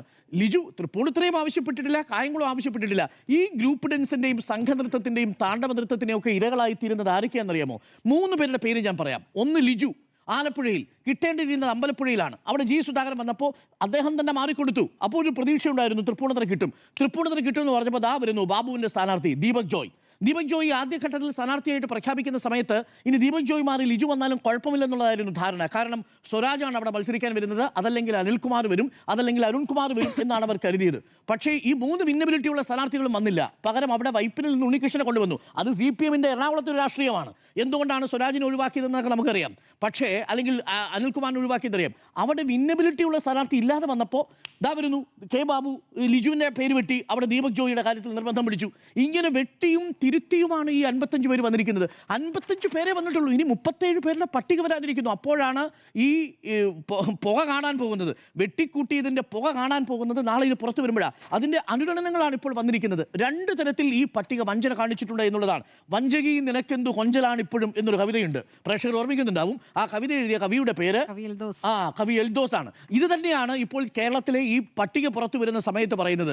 ഈ പട്ടിക എത്രമാത്രം വഞ്ചിച്ചു എന്നുള്ളതാണ്. ഒന്ന് സണ്ണി കപ്പിക്കാട്. ആരാ സണ്ണി കപ്പിക്കാടിന്റെ പേര് നിർദ്ദേശിച്ചത്? പ്രതിപക്ഷ നേതാവാണ്. എന്താ സണ്ണി കപ്പിക്കാടിന്റെ പേര് നിർദ്ദേശിക്കാനുള്ള കാരണം? അതിനകത്തൊരു കനകോലു സ്ട്രാറ്റജി ഉണ്ട്. എന്താ സ്ട്രാറ്റജി? വളരെ സിമ്പിളാണ്. നിങ്ങളെ ഈ പൊതുസമൂഹത്തിൽ അസ്വസ്ഥരായി നിൽക്കുന്ന, പാർട്ടിയോട് നേരിട്ട് ബന്ധമില്ലാത്ത ഒരു വിഭാഗം ബുദ്ധിജീവി വർഗത്തെ അല്ലെങ്കിൽ ബുദ്ധിജീവി വിഭാഗത്തിൽപ്പെട്ടവരെ, ദളിത് ആക്ടിവിസ്റ്റുകളെ, സോഷ്യൽ ആക്ടിവിസ്റ്റുകളെ നിങ്ങൾ പാർട്ടിയോടൊപ്പം നിർത്താൻ ശ്രമിക്കുന്നത് വഴി പാർട്ടിക്ക് ഇടതു കേന്ദ്രങ്ങളിൽ അല്ലെങ്കിൽ ഇടതിനോട് ചേർന്ന് നിൽക്കുന്ന മനുഷ്യരുടെ ഇടയിലൊക്കെ ഒരു വലിയ സ്വാധീനം കിട്ടും. ഒടുവിൽ സണ്ണി കപ്പിക്കാടിനെ ഈ സ്ഥാനാർത്ഥിയാക്കുന്ന എന്താ പിന്നോട്ട് പോയത്? ആരാ പേര് വെട്ടിയത്? വളരെ കൃത്യമല്ലേ സതീശൻ വയ്ക്കുന്ന പേര് കമ്മ്യൂണിക്കേറ്റ് ചെയ്തിട്ടില്ല. CK ജാനുവിനെ പാർട്ടിയിലേക്ക് എടുത്തു. CK ജാനുവിന്റെ പേരുണ്ടോ അവിടെ? CK ജാനുവിനെ വെട്ടി, സണ്ണി കപ്പിക്കാടിനെ വെട്ടി. ഇപ്പോൾ ദളിത് വിഭാഗത്തിൽപ്പെട്ട ആക്ടിവിസ്റ്റുകളിൽ ഏറ്റവും പ്രധാനപ്പെട്ട ആക്ടിവിസ്റ്റ് ആയിരുന്നു അത്. അദ്ദേഹത്തെ അപമാനിക്കുന്നതിന് തുല്യമല്ലേ? പക്ഷേ അദ്ദേഹം വളരെ മാന്യമായിട്ടാണ് പ്രതികരിച്ചോട്ടെ. അവർക്ക് വാക്ക് പാലിക്കാൻ കഴിഞ്ഞില്ല. അതെ, ഈ വാക്ക് പാലിക്കാൻ അദ്ദേഹം അങ്ങനെയല്ലേ പ്രതികരിക്കുക? ഇപ്പോൾ ഒരു സീസണിന്റെ രാഷ്ട്രീയക്കാരൻ പ്രതികരിക്കുന്ന പോലെ സണ്ണി കപ്പിക്കാട് പ്രതികരിക്കൂ? ആ സണ്ണി കപ്പിക്കാടിനെ സ്ഥാനാർത്ഥിയാക്കാൻ നടത്തിയ നീക്കത്തെ ഒരു വിഭാഗത്തിലുള്ള ആളുകൾ പിന്തുണച്ചതാണ്. പക്ഷേ ഏറ്റവും ഒടുവിൽ എന്ത് സംഭവിച്ചു എന്നുള്ളത് നമുക്കറിയാം. ഇത് ഞാൻ പറഞ്ഞ ഒരു ഉദാഹരണം മാത്രമാണ്. അങ്ങനെ നിരവധി ഉദാഹരണങ്ങൾ നമ്മൾ എടുത്തു കാണിക്കാം. ഇപ്പോൾ വരുന്ന ബ്രേക്കിംഗ് വാർത്തകൾ എന്താണെന്നറിയാമോ? വളരെ പ്രധാനപ്പെട്ട ബ്രേക്കിംഗ് വാർത്തകളാണ്. പയ്യന്നൂരിലും കോൺഗ്രസിൽ പൊട്ടിത്തെറി. വി കുഞ്ഞികൃഷ്ണനെ പിന്തുണയ്ക്കാനുള്ള UDF നീക്കത്തിൽ പ്രതിഷേധം. സീറ്റ് RSPക്ക് കൊടുത്തതിൽ പ്രാദേശിക നേതൃത്വത്തിൽ അതൃപ്തി. എവിടെ? വി കുഞ്ഞികൃഷ്ണൻ എന്ന വിസ്മയത്തിന് വേണ്ടിയിട്ട് പോയപ്പോൾ സ്വന്തം വീടിന് തീ പിടിച്ച് കഴുക്കോലുമായിട്ട് നേതാക്കൾ പോകുന്ന കാഴ്ചയപ്പോൾ കാണുന്നത്. വിസ്മയം തേടിപ്പോയപ്പോൾ സ്വന്തം വീടിന് തീ പിടിച്ച കാര്യം അങ്ങ് മറന്നുപോയി. യഥാർത്ഥത്തിൽ പയ്യന്നൂരിൽ മാത്രമല്ല, പയ്യന്നൂരിൽ എന്താ സംഭവിച്ചിരിക്കുന്നത്? വിമത സ്ഥാനാർത്ഥിയാകാൻ ഒരുങ്ങി കോൺഗ്രസ് നേതാവ് കച്ചേരി രാമൻ. അവിടെ കച്ചേരി രാമൻ മാത്രമല്ല, യൂത്ത് കോൺഗ്രസ് ഇടഞ്ഞു നിൽക്കുക. വി കുഞ്ഞികൃഷ്ണനെ UDF പിന്തുണച്ചാൽ നിസ്സഹകരണത്തിന് പയ്യന്നൂരിലെ യൂത്ത് കോൺഗ്രസ് ഒരുങ്ങിക്കഴിഞ്ഞു. പയ്യന്നൂരിൽ തീരുന്നില്ല. നേരത്തെ പിയാസുലിനും നിങ്ങളും പറഞ്ഞു, പേരാവൂരിൽ K സുധാകരന്റെ ഇമ്പാക്ട് എന്താണെന്ന് കാണാൻ പോകുന്നതേ ഉള്ളൂ KPCC അധ്യക്ഷൻ. ഇതിനകം തന്നെ എന്താ സംഭവിച്ചിരിക്കുന്നത്? പയ്യന്നൂർ, തളിപ്പറമ്പ് മണ്ഡലങ്ങളിൽ CPM വിമതർക്ക് UDF പിന്തുണ പ്രഖ്യാപിച്ചതിൽ എതിർപ്പുമായി യൂത്ത് കോൺഗ്രസിന്റെ കണ്ണൂർ ജില്ലാ പ്രസിഡന്റ് രംഗത്ത് വരുന്നു. വിസ്മയങ്ങൾക്ക് പിന്നാലെ പോയി തളിപ്പറമ്പിൽ TK ഗോവിന്ദനെ പിന്തുണയ്ക്കേണ്ട എന്താവശ്യമാണ് ഉണ്ടായിരുന്നത്? അവിടെ അബ്ദുൾ റഷീദ് എന്ന് പറയുന്ന ഒരു സ്ഥാനാർത്ഥി കഴിഞ്ഞ തവണ അവിടെ കൃത്യമായിട്ട് 40,000-ൽ 22,000 ഭൂരിപക്ഷം കുറച്ചതാ ഗോവിന്ദ മാഷിന്റെ. ആ മണ്ഡലത്തിൽ ഈ അബ്ദുൾ റഷീദിനെ പിന്തുണയ്ക്കുന്നതിന് പകരം TK ഗോവിന്ദന് പിന്നാലെ പോയി. TK ഗോവിന്ദൻ എന്താ ആരോപണം? 3 തവണ MLA ആയ ഗോവിന്ദ മാഷിന്റെ ഭാര്യയെ അവിടെ MLA ആക്കി നിർത്താൻ പോയി. ഈ പട്ടികയിലുണ്ട് അങ്ങനെ ഒരു പേര്. ഏതാ? ഇപ്പോൾ നിലവിലുള്ള MP VK ശ്രീകണ്ഠന്റെ ഭാര്യ K തുളസി കോങ്ങാട് സ്ഥാനാർത്ഥിയായിട്ട് മത്സരിക്കുക. അപ്പോൾ എന്താ PK ശ്യാമളയ്ക്ക് ഒരു നീതിയും ഈ K തുളസിക്ക് മറ്റൊരു നീതിയുമാകുന്നത് എങ്ങനെയാണ്? അപ്പോൾ ഞാൻ K തുളസിയെ ഒട്ടും ആക്ഷേപിക്കുകയോ കുറച്ചു കാണുകയോ ചെയ്യുന്നില്ല. അവർ മികച്ച ഒരു വനിതാ നേതാവാണ്. ഒരു നേതൃ എന്ന നിലയിൽ, ഒരു വനിതാ നേതാവ് എന്ന നിലയിൽ അവർ ഉയർന്നു വരേണ്ടതാണ്. പക്ഷേ അത് VK ശ്രീകണ്ഠന്റെ പേരുമായിട്ട് വെട്ടാൻ പാടില്ല. അവിടെ വെട്ടുകയാണെങ്കിൽ നിങ്ങൾക്ക് MV ഗോവിന്ദ മാഷിന്റെ കാര്യത്തിൽ മറ്റൊരു നീതി പാടില്ല. അതെങ്ങനെ സാധ്യമാവുക? എന്ത് നീതിയാണ് അതിന് പിന്നിലുള്ളത്? ആ ഒരു നീതിയും ഇവിടെ പാലിച്ചില്ല എന്നുള്ളതാണ്. അതാണ് ഒരു പ്രധാനപ്പെട്ട കാര്യം. 2 ഘടകകക്ഷികളുടെ കാര്യത്തിൽ, ഇപ്പോൾ PJ ജോസഫിന്റെ കാര്യത്തിൽ കേരള കോൺഗ്രസ് വിദ്യാഭ്യാസത്തിന്റെ കാര്യത്തിൽ ഏറ്റുമാനൂരും ഇടുക്കിയും ഏറ്റെടുത്തു. കാഞ്ഞിരപ്പള്ളിയും പൂഞ്ഞാറും കൊടുക്കാമെന്ന് പറഞ്ഞു, രണ്ടും കൊടുക്കുന്നില്ല. ഇപ്പോൾ 2 സീറ്റ് അക്ഷരാർത്ഥത്തിൽ കേരള കോൺഗ്രസ് ജോസഫിന് നഷ്ടം. മുസ്ലിം ലീഗിന്റെ കാര്യത്തിലാണെങ്കിലും മുസ്ലിം ലീഗിന്റെ പട്ടികയുടെ ഉള്ളിൽ തന്നെ വലിയ അതൃപ്തി. അബ്ദുൾ റഹ്മാൻ രണ്ടത്താണ് രംഗത്ത് വരുന്നു, നൂർബിന റഷീദ് രംഗത്ത് വരുന്നു. ആകെ 2 സ്ഥാനാർത്ഥികളെ കൊടുത്തത് വിജയസാധ്യതയില്ലാത്ത ഒന്ന് പേരാമ്പ്രയിലും ഒന്ന് കൂത്തുപറമ്പിലുമാണ് എന്നുള്ളതാണ് നമ്മൾ മനസ്സിലാക്കുന്നത്. അതങ്ങനെയാണ് സംഭവിക്കുക. ഇനി എന്തൊക്കെ വിസ്മയങ്ങളാണ് നടക്കാൻ പോകുന്നത്? സ്ഥാനാർത്ഥിയെ നിശ്ചയിച്ചതല്ലേ അപ്പോൾ? ആരാണ് വനിതാ സ്ഥാനാർത്ഥി? 2 സ്ഥാനാർത്ഥികളെ നിശ്ചയിച്ചിരിക്കുന്നു. എന്നിട്ട് 2 സ്ഥാനാർത്ഥികളെ നിശ്ചയിച്ചു. എന്നിട്ട് എവിടെയാണ് കൊടുത്തിരിക്കുന്നത്? ഒന്ന് കൂത്തുപറമ്പും ഒന്ന് പേരാമ്പ്രയിലും. വിജയസാധ്യതയുള്ള മണ്ഡലങ്ങളിൽ നിങ്ങൾ എന്തുകൊണ്ടാണ് കെ എം ഷാജിയെ വേങ്ങരയിലേക്ക് കൊണ്ടുവന്നത്? കാസർഗോഡ് പ്രാദേശിക നേതൃത്വം വേണ്ട എന്ന് പറഞ്ഞ കെ എം ഷാജിയെ വേങ്ങരയിലെ സേഫ് സീറ്റിലേക്ക് എല്ലാ രാഷ്ട്രീയ പാർട്ടികളും അതാണ് ഞാൻ പറയാൻ പോകുന്നത്. എല്ലാ രാഷ്ട്രീയ പാർട്ടികളും അങ്ങനെയല്ല. നിങ്ങൾ LDFന്റെ സീറ്റ് ഒന്ന് എടുത്തു നോക്കൂ. എങ്ങനെയാ മട്ടന്നൂരിൽ നിന്ന്, ചോദ്യം ഇതാണ്, മട്ടന്നൂരിൽ നിന്ന് ശൈലജ ടീച്ചറിന്റെ പേരാവൂരേക്ക് മാറ്റിയത് എന്താണ്? സേഫ് സീറ്റായ മട്ടന്നൂരിൽ നിന്ന് കേന്ദ്ര കമ്മിറ്റി അംഗമായ ശൈലജ പേരാവൂരിൽ പോയി മത്സരിക്കുന്നത് ആർക്കെതിരെയാ? KPCC പ്രസിഡന്റിനെതിരെയാ. ആ സീറ്റ് മത്സരിച്ച് ഇപ്പൊ എന്താ പ്രശ്നം? പേരാവൂരിൽ ഇപ്പൊ ടൈറ്റായി.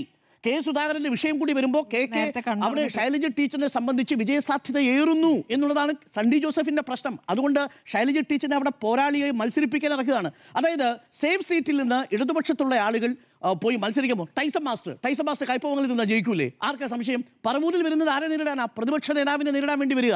അപ്പോൾ സേഫ് സീറ്റിൽ നിന്ന് നിങ്ങൾ തൊട്ടടുത്ത സീറ്റുകളിലേക്ക് പോയി മത്സരിക്കാൻ തയ്യാറാവുന്നു എന്നുള്ളത് തന്നെ വളരെ പ്രധാനപ്പെട്ട കാര്യമാണ്. തൃപ്പൂണിത്തുറയിൽ, അത് മറ്റൊരു രാഷ്ട്രീയമാണെങ്കിൽ പോലും തൃപ്പൂണിത്തുറയിലേക്ക് ഉണ്ണികൃഷ്ണൻ വരുന്നത്. അപ്പോൾ സേഫ് സീറ്റുകൾ നോക്കി UDFിലെ ആളുകൾ ഇങ്ങനെ ഇരിക്കുന്നു. ആ സേഫ് സീറ്റിന് അപ്പുറത്തേക്ക് പോകുന്നില്ല. നേതാക്കൾക്ക് ജയിച്ച് തെരഞ്ഞെടുപ്പിൽ വരണം. എന്താ പ്രശ്നം? പാർലമെന്ററി വ്യാമോഹം എന്നുള്ളത് കോൺഗ്രസിനെ അന്നും ഇന്നും ബാധിച്ചിരിക്കുന്ന ഏറ്റവും വലിയ അർബുദമാണ്. നിങ്ങൾ ആലോചിച്ച് നോക്കൂ, ഈ തെരഞ്ഞെടുപ്പിൽ മത്സരിക്കുന്നില്ല എന്ന് പറഞ്ഞ ഒരേ ഒരു നേതാവേ ഉള്ളൂ ഞാൻ മനസ്സിലാക്കിയെടുത്തോളം. അതായത് നേരിട്ട് മത്സരിക്കുന്നില്ല എന്ന് OR കേളു മാനന്തവാടിയിൽ പറഞ്ഞാൽ മത്സരിക്കുന്നില്ല, ഈ തെരഞ്ഞെടുപ്പ് മത്സരിക്കാൻ താല്പര്യമില്ല. പക്ഷേ OR കേളുവിനെ നിശ്ചയിക്കായിരുന്നു. അത് ഏതെങ്കിലും രാഷ്ട്രീയ ജാടയുടെ ഭാഗമായിട്ടോ നാടകത്തിന്റെ ഭാഗമായിട്ടോ പറഞ്ഞതല്ല എന്നാണ് ഞാൻ മനസ്സിലാക്കുന്നത്. KT ജലീലും നേരത്തെ പറഞ്ഞു, പക്ഷേ പിന്നീട് KT ജലീലിനെ തവനൂരിൽ നിർത്തുന്ന സാഹചര്യമുണ്ടായി.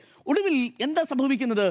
യുവാക്കളെ കൂടുതൽ പ്രാതിനിധ്യത്തോടു കൂടി കൊണ്ടുവരേണ്ട ലിജുവിനെ പോലെ VS ജോയിയൊക്കെ പോലെ വിജയസാധ്യതയുള്ള സ്ഥാനാർത്ഥികളിൽ നിർത്തി ഒരു 2ാം നിരയെ വളർത്തിക്കൊണ്ടുവരുന്ന പാർട്ടിയാണ് ഇപ്പോൾ ഡൽഹിയിൽ പോയി പരസ്പരം ഈ കൊടുത്തിരിക്കുന്ന പേരുകൾ വെട്ടിക്കളിച്ചുകൊണ്ടിരിക്കുന്നത് എന്നുള്ളതാണ് ഏറ്റവും പ്രധാനപ്പെട്ട കാര്യം. ഒരു കാര്യം കൂടി പറഞ്ഞ് അവസാനിപ്പിക്കാം. ഇതൊന്നും ഇവിടെ അവസാനിക്കുമെന്ന് എനിക്ക് തോന്നുന്നില്ല.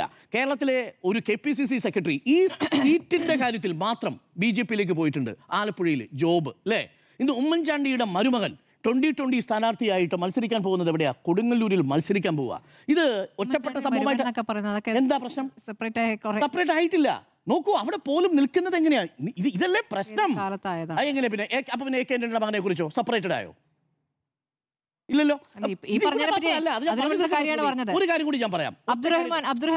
അബ്ദുറഹ്മാന്റെ സ്ഥാനാർത്ഥിത്വം ഞാൻ പറയാം. അബ്ദുറഹ്മാൻ സ്ഥാനാർത്ഥിത്വം താനൂർ വേണം. അല്ലല്ല, താനൂർ എന്താ? താനൂർ അബ്ദുറഹ്മാൻ എന്നാണ് സ്ഥാനാർത്ഥി വേണ്ടാത്തത്. ഇടതുപക്ഷം പറയുന്നത് മത്സരിക്കണം. അദ്ദേഹത്തിന് മത്സരിക്കാൻ താല്പര്യമില്ല. അദ്ദേഹത്തിന് തിരൂര് താല്പര്യമുണ്ടെന്നാണ് നമ്മൾ മനസ്സിലാക്കുന്നത്. ആ ചർച്ച നടക്കുന്നു എന്നുള്ളതാണ്. പക്ഷേ അബ്ദുറഹ്മാൻ എന്താ പറഞ്ഞത്? ഞാൻ മത്സരിക്കുന്നില്ല എന്നാ പറഞ്ഞത്. ഞാൻ മത്സരിക്കാൻ വേണ്ടിയിട്ട് സ്ഥാനാർത്ഥിത്വത്തിന് വേണ്ടി വാശി പിടിച്ച് നിൽക്കുക അല്ല. ഇനി ഒരു കാര്യം കൂടി ഞാൻ പറയാം. ഒഡീഷയിലും ബീഹാറിലും സംഭവിച്ചത് കൂടി പറഞ്ഞു തന്നെ പോകണം. ഇതൊക്കെയാണ് ഇതിന് നെറ്റ് എഫക്റ്റ് ആയിട്ട് വരാൻ പോകുന്നത്. ഈ പോരാട്ടം കൊണ്ട് കേരളത്തിൽ LDF വളരും എന്ന് ഞാൻ കരുതുന്നില്ല. ഈ പോരാട്ടം കൊണ്ടല്ല LDF വളരേണ്ടത്.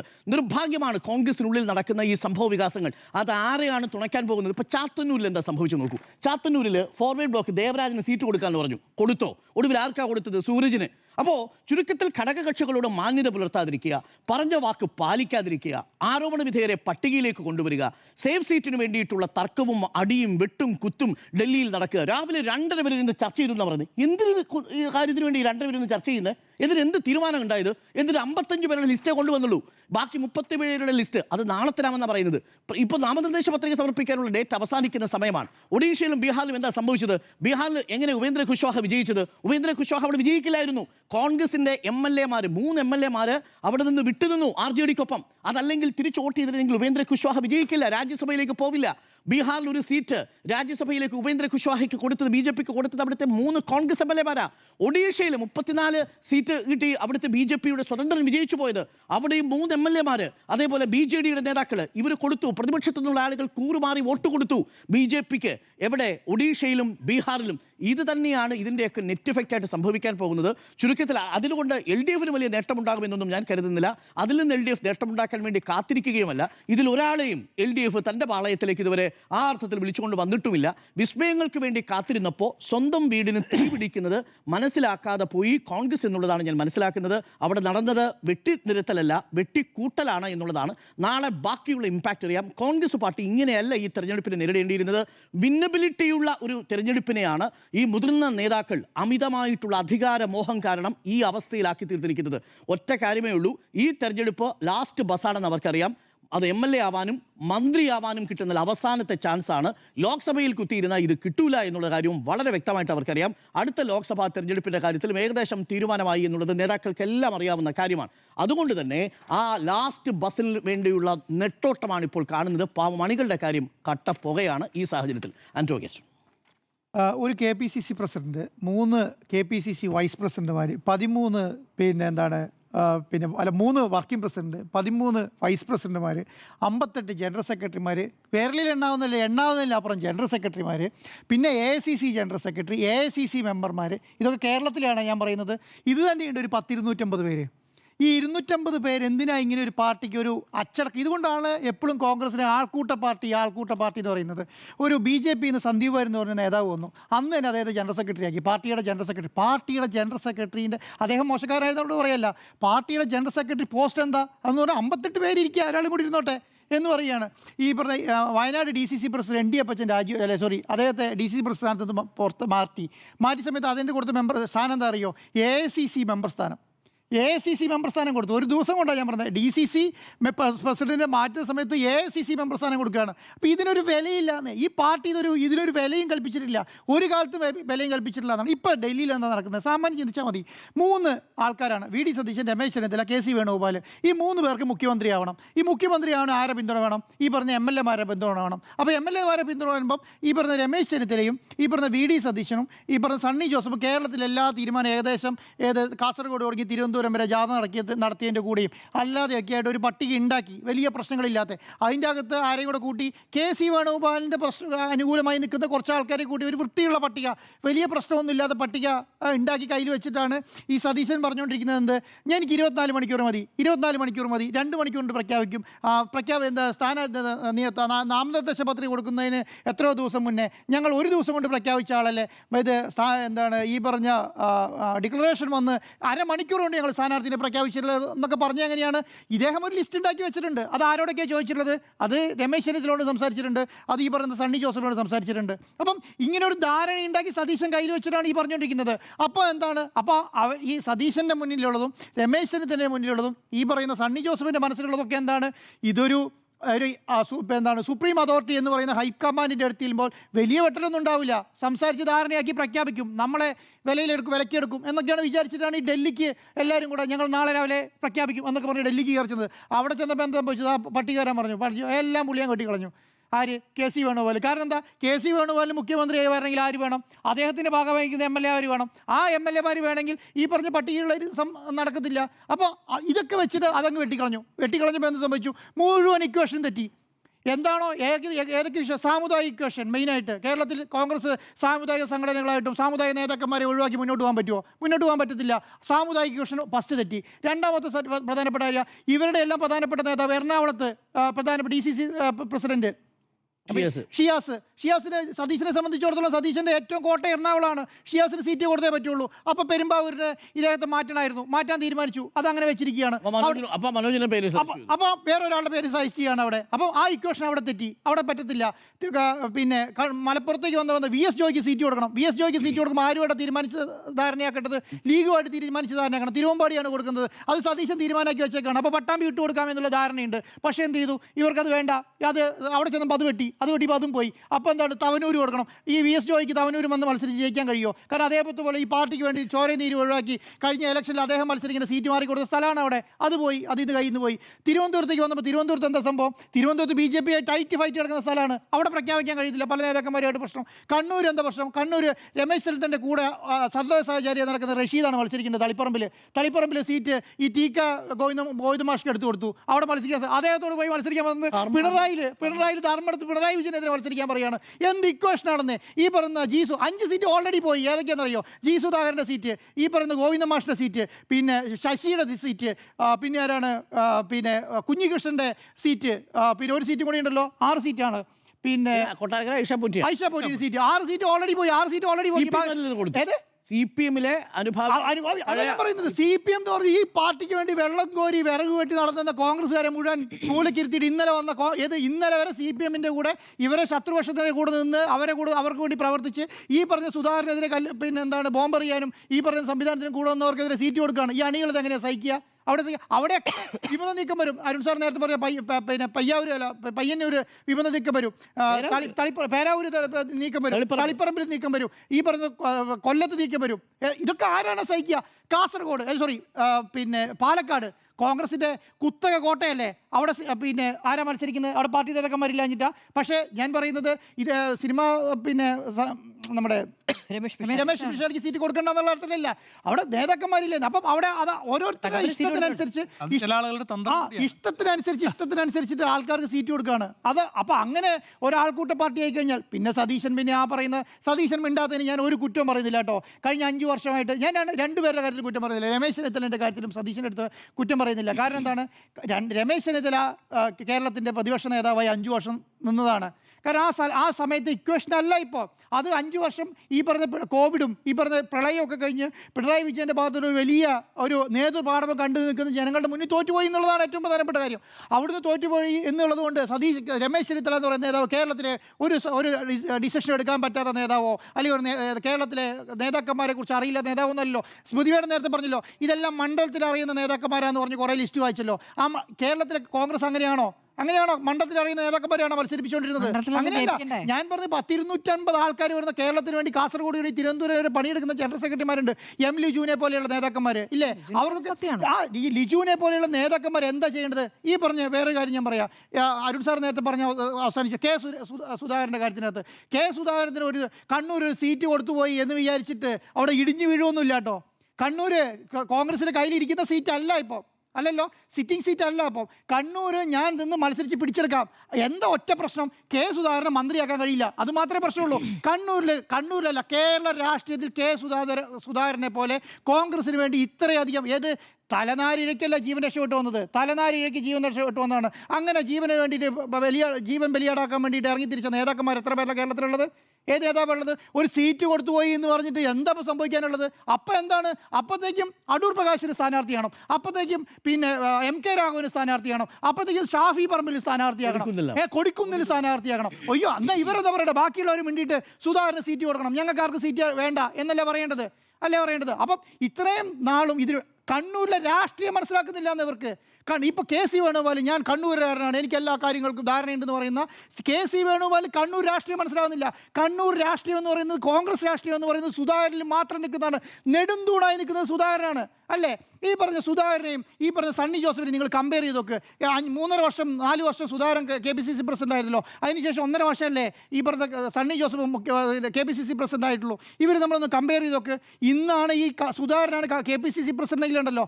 ഈ പറയുന്ന ഈ TK പിന്നെ ഗോവിന്ദ മാഷിൻ്റെ പുറകെ പോകത്തില്ല, ഈ കുഞ്ഞികൃഷ്ണൻ്റെ പുറകെ പോകത്തില്ല. അവിടെ കണ്ണൂരിലെ കോൺഗ്രസ്സുകാർ മത്സരിച്ചാണ്, 100% ഉറപ്പാണ്. അപ്പം ഇതിനൊരു ധാരണയില്ല എന്നുള്ളതാണ്. അപ്പോൾ 5 വർഷം സുധാകരൻ KPCC പ്രസിഡന്റ് 2 പേര് കൂടെ ഉണ്ടായിരുന്നു, 2 ജനറൽ സെക്രട്ടറിമാർ, ഒന്ന് ലിജുവും ഒന്ന് ജയന്തും. 2 പേർക്കും ധാരണയുണ്ടായിരുന്നു. കേരള രാഷ്ട്രീയം എന്താണെന്ന് അറിയുന്നു. സുധാകരന് എന്തെങ്കിലും ഓർമ്മപ്പശക്കോ മറ്റുള്ള കാര്യങ്ങളോ ഉണ്ടാകുന്ന സമയത്ത് അത് പറഞ്ഞു കൊടുക്കുകയും അത് കേൾക്കുകയും ചെയ്യായിരുന്നു ഈ 2 നേതാക്കന്മാർ.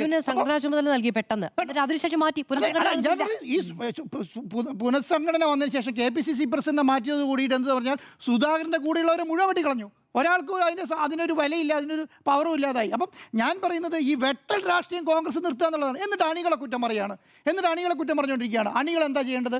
ഈ പറയുന്ന നേതാക്കന്മാർ ഈ കളിയാണ്. അണികൾ എന്താ ചെയ്യേണ്ടത്? ഒരു സ്ഥാനാർത്ഥികളെ കാത്തിരിക്കുകയാണ്. അതെ, ഞാൻ പറഞ്ഞത് 24 മണിക്കൂർ പറഞ്ഞ പാർട്ടി 3 ദിവസമാകാൻ പോവാണ്. 3 ദിവസമായിട്ട് ഒരു സ്ഥാനാർത്ഥി പ്രഖ്യാപിക്കും. പല മണ്ഡലത്തിൽ ഞാൻ എന്താ പറയാം, ഇതുവരെ സ്ഥാനാർത്ഥിയെ പ്രഖ്യാപിച്ചിട്ടില്ല. ഒരു നേതാവ് വന്നിട്ട് കോൺഗ്രസ് പറയുന്നൊരു പാർട്ടി, ഇന്ത്യയിലെ പ്രതിപക്ഷ പാർട്ടിക്ക് ഒരു സംസ്ഥാനത്തെ സ്ഥാനാർത്ഥിനെ നേരിട്ട് വന്ന് പത്രക്കാരുടെ മുന്നിൽ പ്രഖ്യാപിക്കാൻ കഴിയുന്നില്ല എന്നുള്ളതാണ് ഏറ്റവും വലിയ പ്രശ്നം. പാർട്ടി ഡിക്ലറേഷൻ വന്ന് അരമണിക്കൂറിൽ CPM പോലെയുള്ള പാർട്ടി 86 സ്ഥാനാർത്ഥിനെ പ്രഖ്യാപിക്കുകയാണ്. ഈ പറയുന്ന CPI എന്ന് പറയുന്ന ചെറിയ പാർട്ടി അതിന് മുന്നേ സ്ഥാനാർത്ഥിനെ പ്രഖ്യാപിക്കുകയാണ്.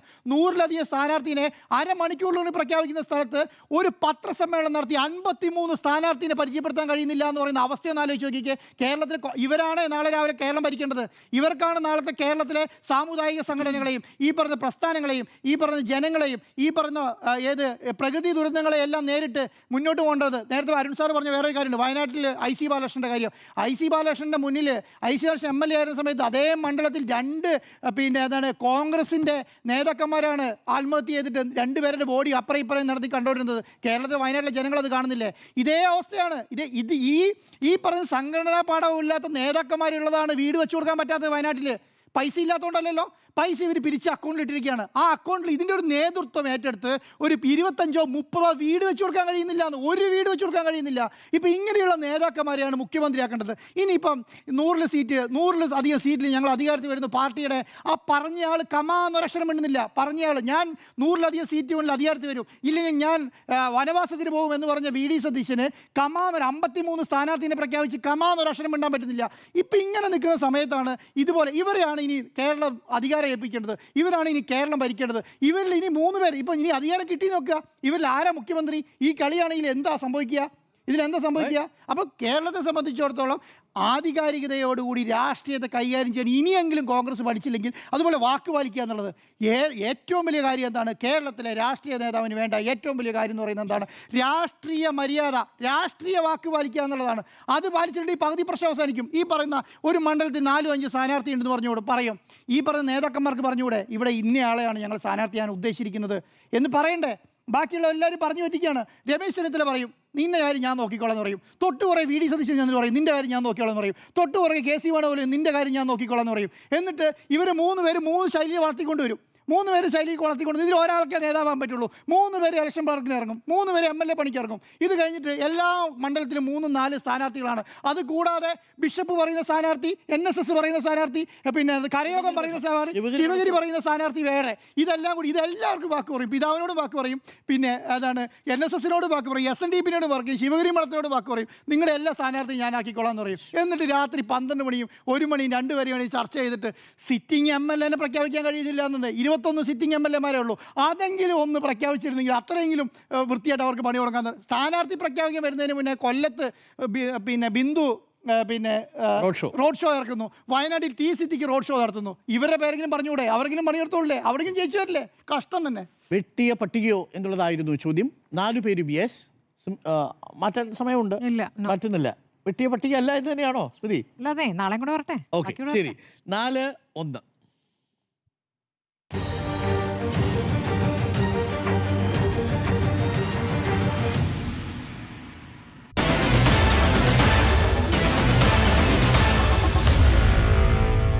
Meet the editors.